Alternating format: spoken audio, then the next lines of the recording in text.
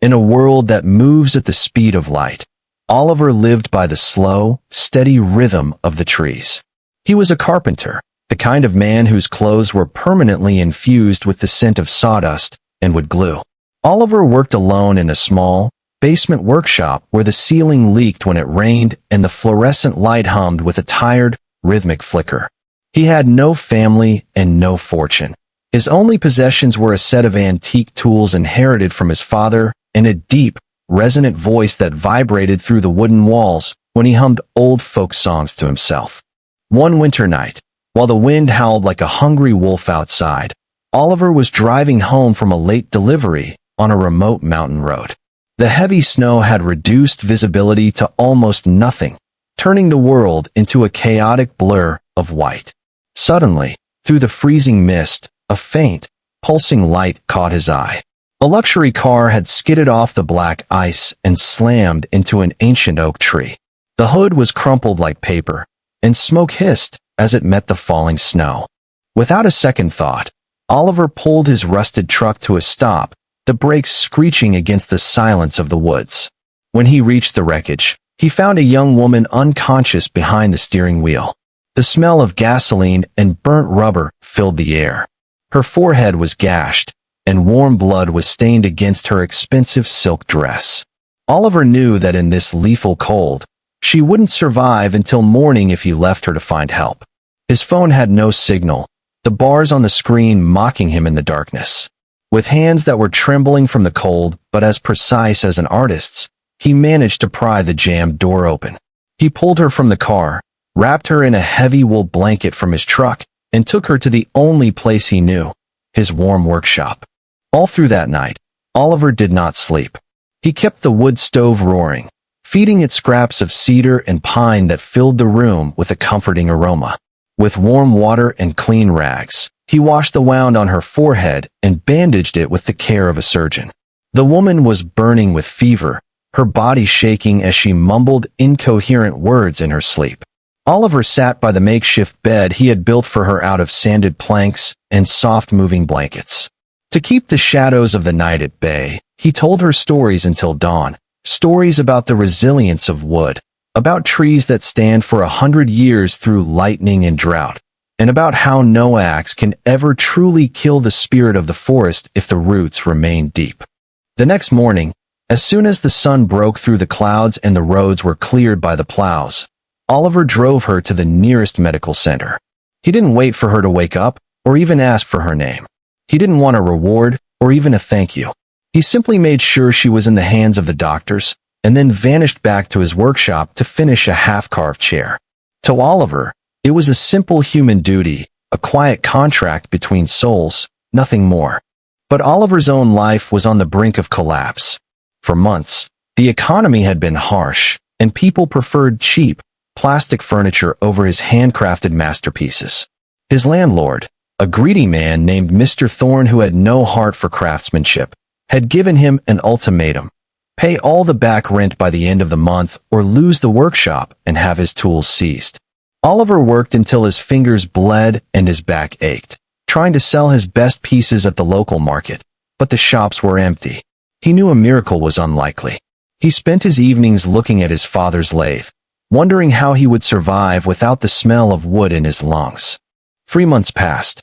One rainy afternoon, a woman dressed in very simple clothes, worn-out jeans, a faded jacket, and a baseball cap pulled low, walked into the workshop. She introduced herself as Sarah and said she was looking for work as an apprentice.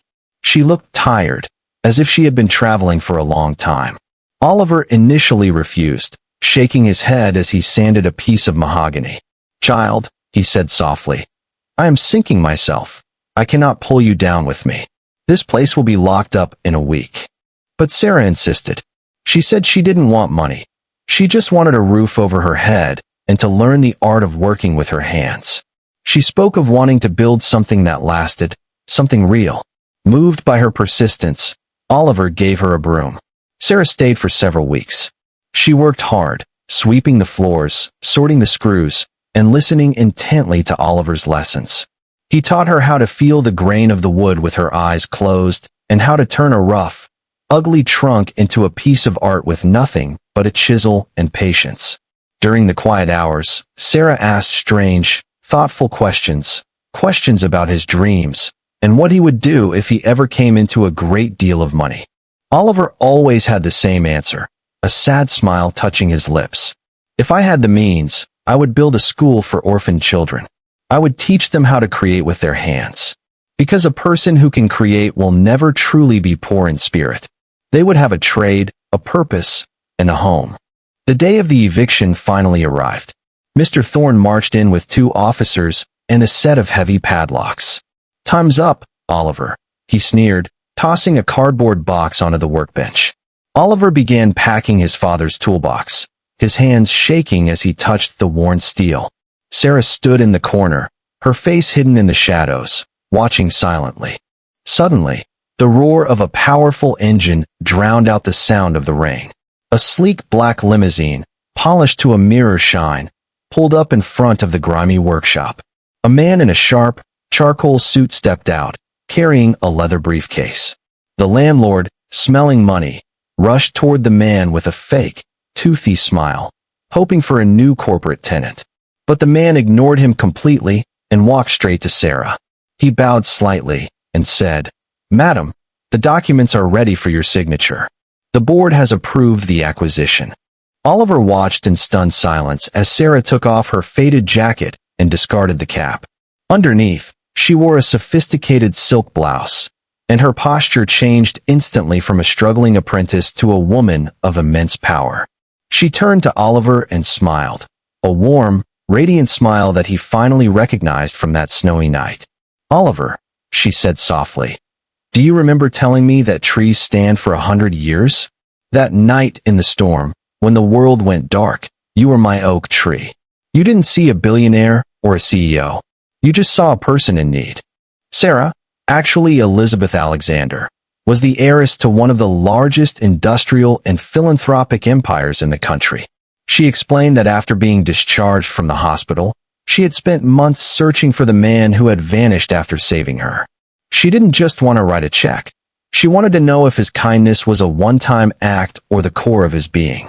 That was why she had come to the workshop under a false identity, to see his heart when he thought no one was looking, and to see if he would still be kind even when he was losing everything. Elizabeth turned to the landlord, her eyes turning as cold as the winter storm. "Mr. Thorne, this property, and every building on this entire block, now belongs to the Alexander Trust. And as of this moment, Mr. Oliver is the sole director of this estate. You are no longer needed here. Please leave before I have my security escort you off his property." The landlord paled and scrambled away without a word. Oliver was speechless, his hand resting on his father's old hammer.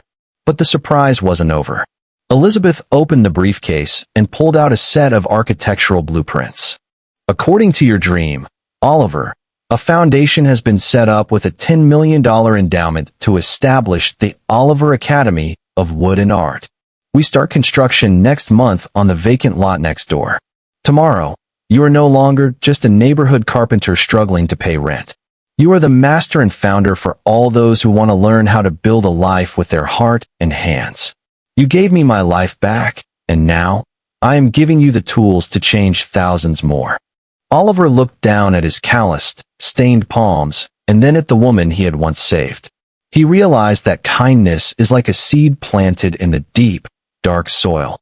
It may take time to break through the cold earth, and it may require the rain of hard times to grow, but when it finally blooms, its shade covers your entire life and the lives of those around you. Oliver's story spread throughout the country, not because of the wealth he gained, but because of the lesson he taught, that in the darkest nights, while the world is busy looking the other way, there is always a hero in a flannel shirt waiting to help, and that the most beautiful things we ever build are not made of wood or stone, but of the quiet, invisible threads of human compassion.